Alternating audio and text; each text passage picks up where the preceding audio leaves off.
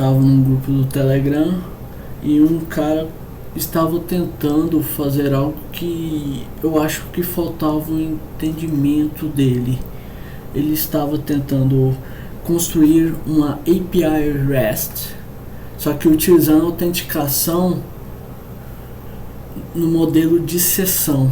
Eu acho que faltou um entendimento dessa pessoa sobre como é que é utilizado sessão ou a autenticação usando um token JWT. Aqui com isso eu percebi que talvez seria interessante explicar sobre como funciona a autenticação através de um token JWT e por sessão. Eu acho que antes de começarmos a explicar os fluxos, temos que falar, por exemplo, do que é a autenticação. É o processo de eu informar, por exemplo, e-mail e login para um sistema onde ele faz uma verificação, verificando que meu e-mail existe ali, e a senha é a confirmação de que eu sou aquele usuário em que eu passei o e-mail. Agora, indo para um fluxo que é o fluxo que utiliza sessão, muitas das vezes as pessoas não entendem, não sabem na verdade que o protocolo HTTP ele é stateless. O que isso significa? Cada requisição é independente, então você não consegue saber ter uma informação da requisição anterior na atual. Então como é que você mantém por exemplo, num site um usuário autenticado?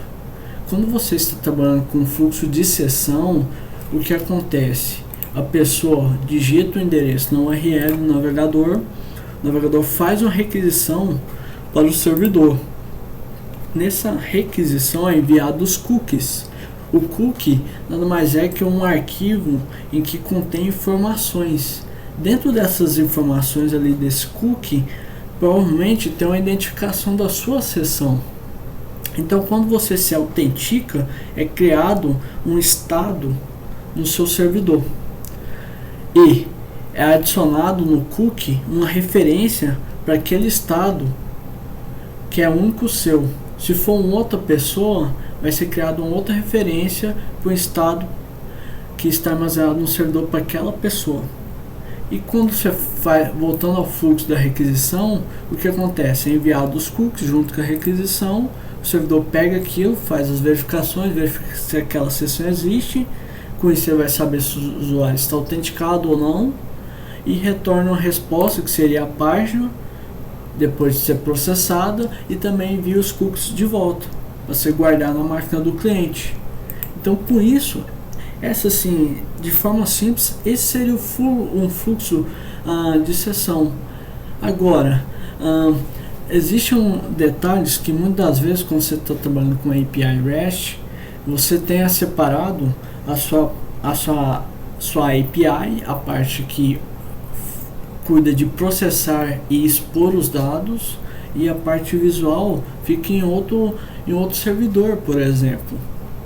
Então, pode acontecer o seguinte: se você for utilizar a sessão nesse cenário, você teria que ter ambas as suas aplicações trabalhando no mesmo domínio, porque quando a sessão é criada uma sessão para aquele site, para aquele domínio ali em específico. Então eu acho que seria interessante, quando você trabalha com API, você trabalhar com token JWT, que nada mais é que uma string em que eu vou explicar um pouco sobre ela. Nada mais é que uma string onde ela é dividida em 3 partes. Essas 3 partes, você vai perceber que elas são separadas por esse ponto.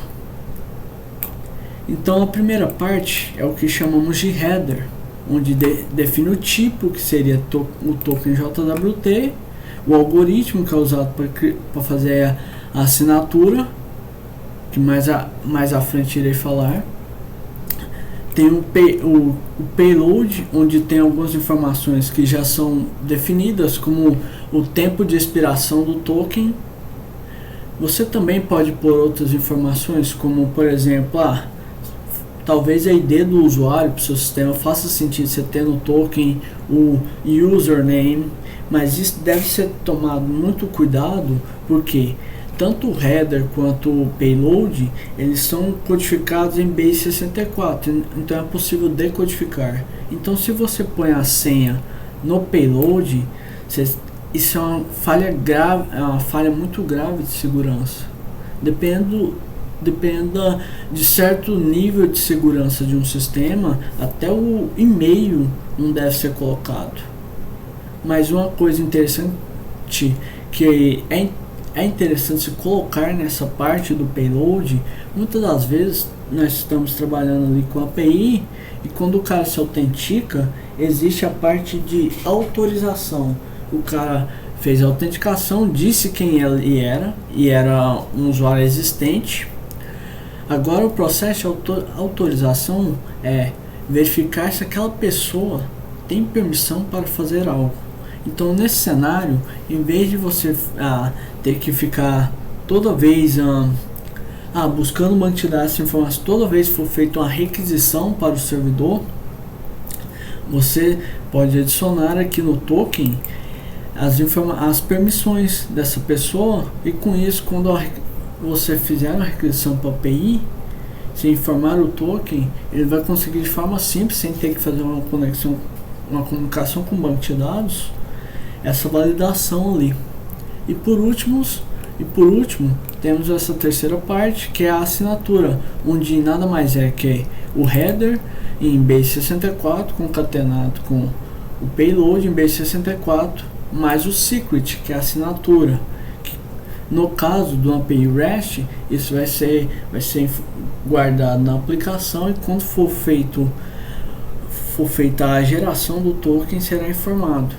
E esse secret é o que faz o seu token ficar seguro. Se você, por alguma falha, ser exposto esse secret, a pessoa consegue gerar tokens válidos para a sua aplicação.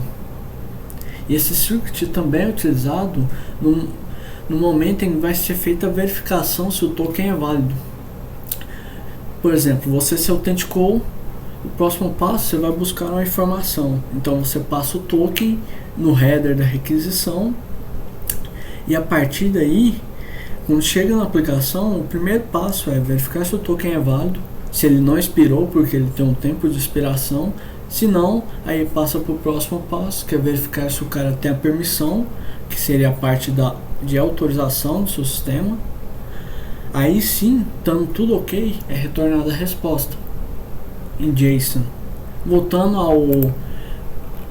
ao desenho aqui do fluxo, o que acontece? Você vai digitar, a pessoa vai digitar o URL no browser, você vai ter no browser aqui sendo exibida a aplicação client, seja em React, Vue, Angular, e quando você fizer alguma ação, carregar alguma página, vai ser feita uma requisição para o servidor, que vai enviar esse token JWT no header.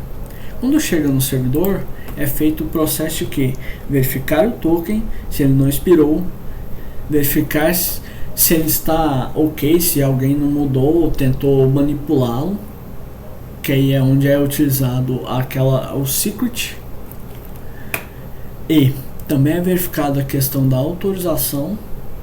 Tanto tudo ok, o servidor processa as informações e retorna um JSON, onde a aplicação cliente ali em React, Vue ou Angular vai consumir aquilo e exibir na tela para a pessoa. Então sim, eu queria dar essa explicação básica, porque assim, para muitas pessoas que já estão avançadas, ok, elas têm essa noção, mas para muitas pessoas que estão iniciando, talvez elas não tenham tanta noção desse fluxo.